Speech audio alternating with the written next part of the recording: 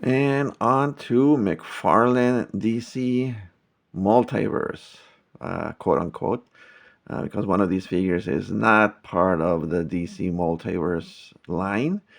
Um, we'll get to that right now. The middle figure, the Green Lantern Hal Jordan, classic Hal Jordan, I guess you want to call it.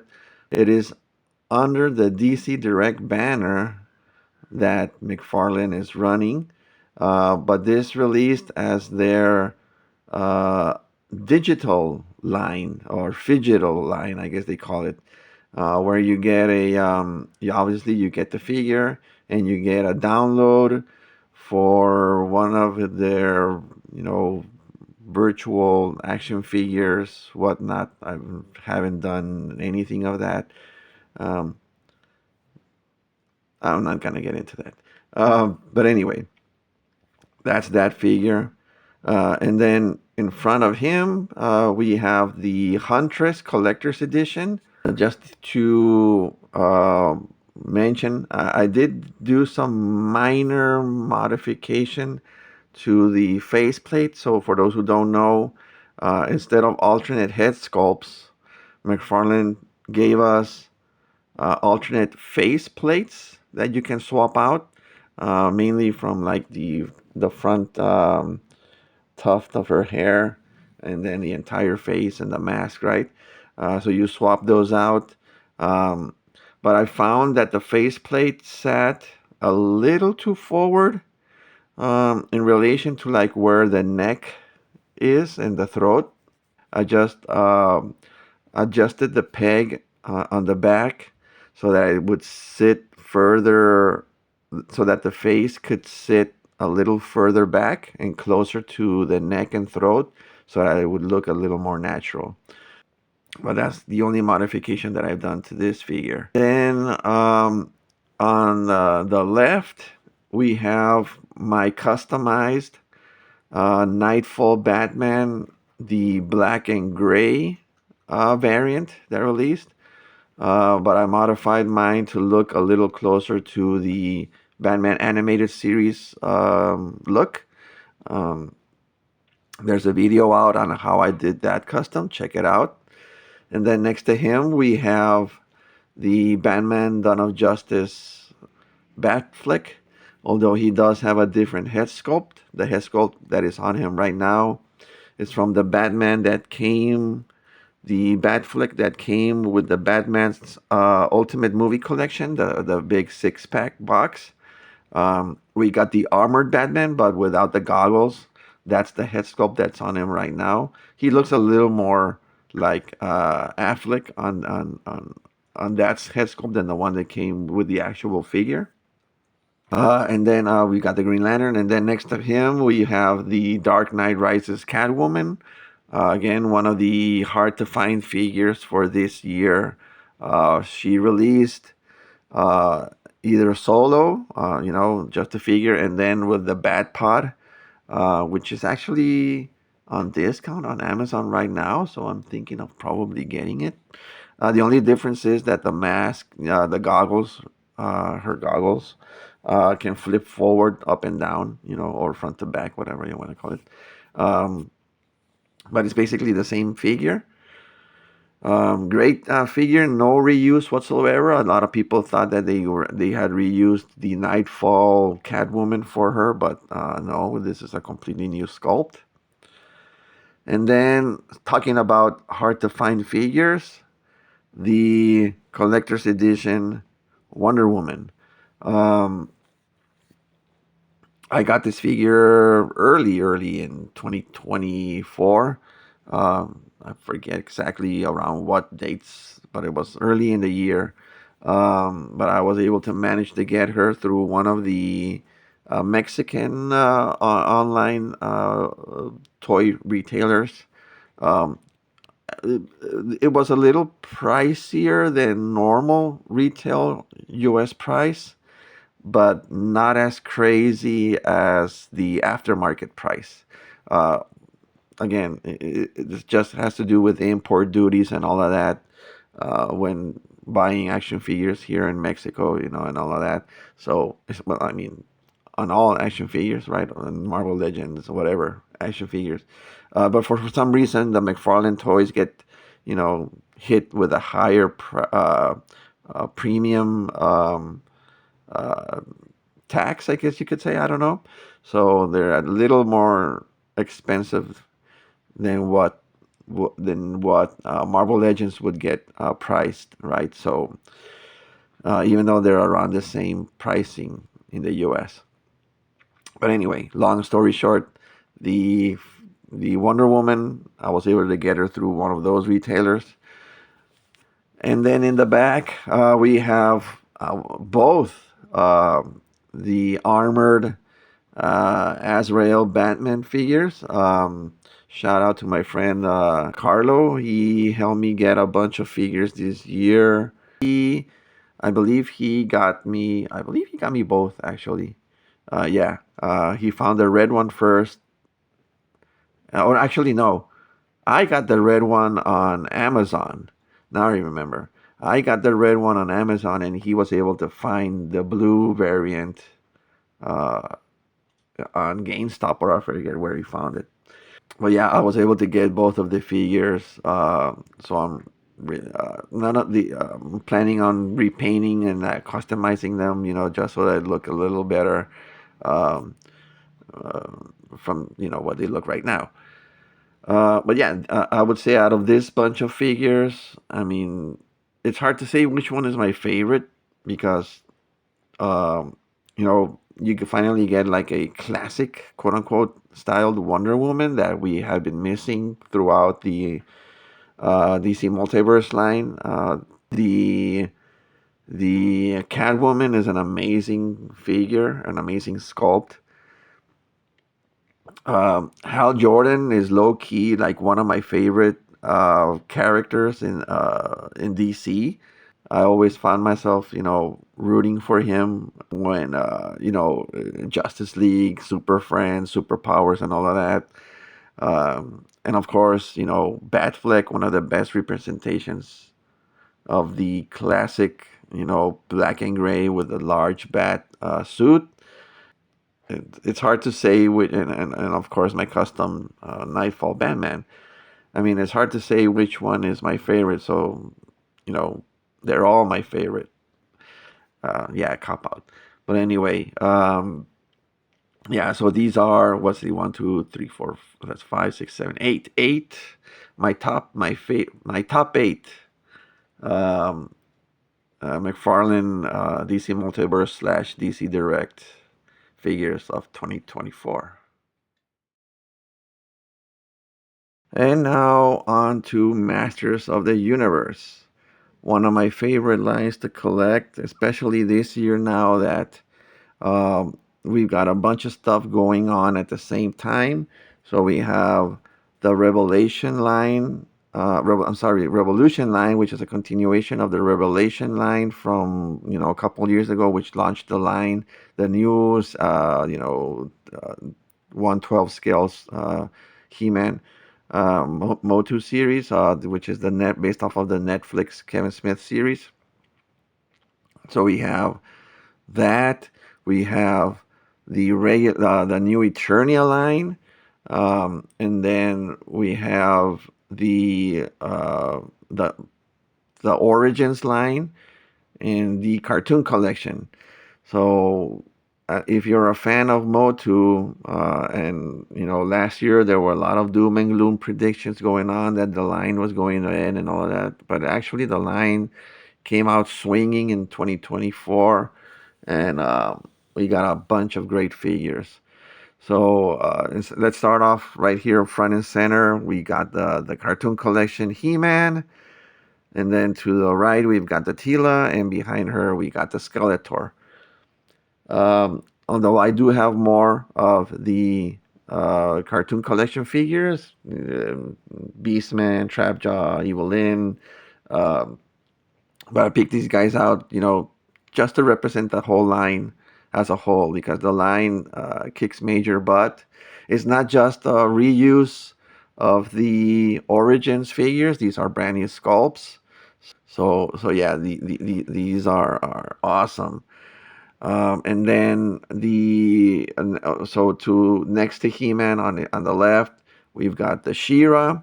That's from the Origins line. That's a reissue. I'm sorry, because the original She-Ra released around the first or second year of the Origins line, but became hard to find, so they released her. The only difference is, I believe, the glitter and on her headpiece and belt. But other than that, it's the same figure. But we do have the recently released cartoon collection She-Ra, so I'm hoping to get that. And then next to She-Ra, on her left, or to the left, we've got the Revolution, I don't know, Snake Sorceress Tila. Um, great looking, uh, great looking figure. Uh, you saw me post a video modifying her knees as for articulation, so check that out. But yeah, the figure kicks ass. Great sculpt, the beautiful face on this figure. In the middle, we have the new Eternia Cyclone. I love what they did with this guy. The additional face mask makes him look menacing, and not just like if you had the original figure. Uh, this Cyclone released at around the same time that we got the Origins, but the Origins was Mattel Creative Creations exclusive, so I wasn't able to get that. But if you have the original toy like I did, it basically had the same face as He-Man except in blue. So this helps differentiate him a little more from the original toy by the addition of that face mask. That he kind of looks like a samurai ninja something or other, and I just love this look. So that's why I have him with the face mask on. And then next to him and around him, surrounded by three He-Man. So on the left and the far left, we've got my customized battle armor He-Man, which is a variant of the He-Man that's next to him, uh, which is on the new body buck, which is on the wider body buck. So they switched that up, they updated that for 2024. But basically, those two figures are the same one, but you're given the option to either remove the armor and give him a traditional He-Man look with the harness. So that's why I've got him. I've got both versions here, and also the battle armor He-Man is customized, and I put out a video on that guy. So check that out. And then finally, on the far right, we have the Thunder Punch He-Man, also one of my favorite versions of He-Man as a kid. So we finally got him in the new Eternia line. Although you will notice he does have a different head sculpt. The head sculpt that he's got right now is something that I'm gonna work on later this year. That is um, a custom replica of the Mondo He-Man that Hordak MX. You can find that guy on Instagram. I got when I saw that he was doing castings of that version. I immediately contacted him, and I said I want three. So that's I've got plans for the other head sculpts as well. But this is one. But I mainly wanted the head sculpt for this figure, the Thunder Punch, because the head sculpt that we got on the Thunder Punch, uh, you know, I don't know what it is. It's not super bad. I guess it just needs like a repaint, but because it looks like he's got some eyeliner and it just looks weird. They used the Faker head sculpt, which looked incredible on the Faker. A lot of people liked it, but for some reason, when they've used it for the He-Man figures that they've released, it just doesn't look good. So so I said, well, when I saw Hordak MX, that he was doing the castings from the Mondo figure, I said, I need that. And so there it is. That's that one. So like I said, I got two more. And a quick story for the Thunder Punch. I actually had to get two. Um, the first one that I got, I didn't even notice until much later, like months later, that I bought it off of Amazon. I got two. I got a QC defect where I was given one with two right arms. Um, so at first I didn't notice because I just didn't notice, right? And there we have it. Here's a look at my favorite. Let's see, one, two, three, four, five, six, seven, eight, nine. One, two, three. Yeah, five, six. Yeah, top nine MOTU figures of 2024. And finally, moving on to Transformers. Now, 2024 was, if you're a Transformers fan, is probably one of the best years for picking up a variety of figures.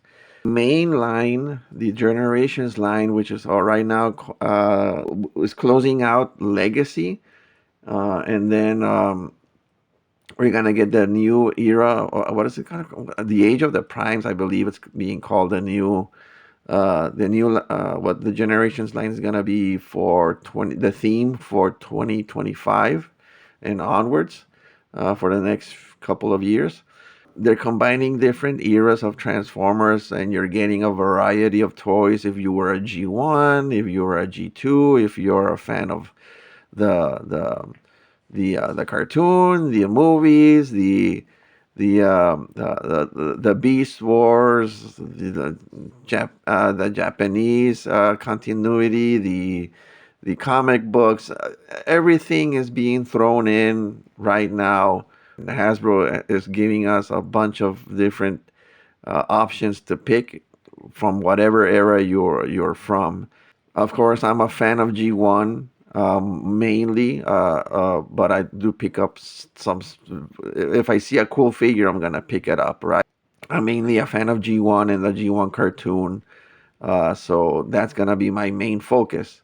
But it doesn't. But if you can see in this image, there's two figures that are not part of G1, but are G1 adjacent, you could say. So um, let's start off first from the back. In the middle, we've got the tallest one, which is Studio Series 86 Swoop. So he was the last of the Dinobots to be released. Luckily, I was able to get all of them. So I finally have like my large collection of Dinobots. Um, Previously, I had the KOs of the Power of the Primes Dinobots, the ones that combined it to form Volcanicus. Although I modded those, I customized those. Finally, we got our proper G1 non-combining Dinobot team set. Um, Grimlock has been released a few times in different colorations, but these are supposed to be the versions from the cartoon. I'm pretty sure that I don't know next year, but maybe in the 2026, we'll probably get the Dinobots in their toy colors, which are the metallic gold and all of that. So hopefully, for those who missed out on not getting or you know could not get all of the Dinobot team right now, I'm pretty sure you'll be able to get the team completed one way or another. And then next to Swoop, On the left of the screen, we've got the concept movie Bumblebee. I'm sorry, the concept Bumblebee movie Megatron. So supposedly this was the concept art for the Megatron that was not used. He was supposed to appear at the end or like a post-credit scene in the Bumblebee movie, but we never did. The alt modes are something to be desired. The tank mode is not my favorite. The jet mode, a little more passable, but still, eh. Um, the fan modes that the people have attempted don't really do much for me, so I just keep this guy in robot mode all the time. Um, and you can see I gave him an extra blaster over his shoulder. That's from the Siege Megatron. He had the extra blaster that was also like an homage to his G1 toy sword, but I just removed the blades and I kept the cannon, which is representative of the G1 Megatron that has the cannon on his back shoulder. Um, and then on the right of the screen, behind next to Swoop, we've got the Bumblebee movie Shockwave. Also a great figure, alt mode to be desired because we never saw him transform, but they gave him like that H tank, that uh, alt mode that's been popularized for him as of late. Uh, but the figure itself and the robot mode is a very cool homage to the original G1 design. In front of Springer on the right here at the front, I'm sorry, in front of Shockwave, we've got Springer. This is the Studio Series 86 update of Springer, which is an updated remold of, I believe it was Siege. I don't know if it was Siege or Earthrise Springer. So that mold is like 5 years old. So they updated it for the Studio Series. Gave him a new head sculpt, a new chest, and I believe that was pretty much it. They also reworked the shoulder areas, and so yeah, the figure got like an upgrade, and I think it looks much better. And then in the middle, we've got the Studio Series 86 Bumblebee. Finally, I have a G1 esque Bumblebee in my collection. I was uh, missing one. And then to the on the left, we've got at the time what I thought would be my toy of the year, the Missing Link, Takara Tomy Missing Link Convoy, aka Optimus Prime. Um, it's the if you saw my review, you know how much I loved this figure. It's the it's the G1 toy with modern articulation. 8-year-old me would have lost his mind, but 40-something-year-old me is also losing his mind. I'm even though it took 40 years for it to release, I'm happy that we got him. This is the CO2 for those who don't remember, but please check out that video. This is the CO2, which is the anime colors, the cartoon colors, even though he doesn't have the white legs. But anyway, which actually we right now I've also not been able to get the 40th anniversary that released. That is a Walmart exclusive. That does have similar coloration. He does have the white legs, similar to right. Don't look at this guy right there. Studio Series 86 Optimus Prime.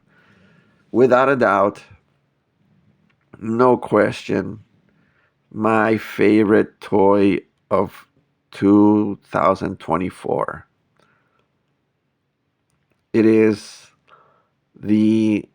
what I hoped that this as a kid we would have gotten this. Like I said in the video review of Studio Series 86 Optimus Prime. It is the toy that we wish we would have gotten back in 84 I mean, you can see the difference from one to the other, right? From Missing Link and to Studio Series. How much the design or the translation from toy to cartoon, right? So the Studio Series 86 managed to capture the toy. I'm sorry, the cartoon look to a T. Give or take a few, uh, you know, uh,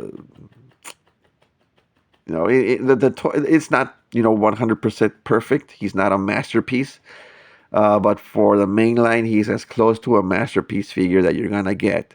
A little bulky on the backpack, but that's forgivable. You're not gonna show him off with the back facing the front.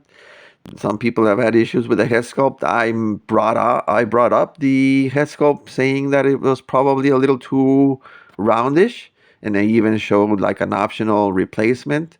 I know that there are third-party add-on kits that are giving us a different head sculpt, similar to the one that I showed from the KO of the MP10, which is a little slimmer head.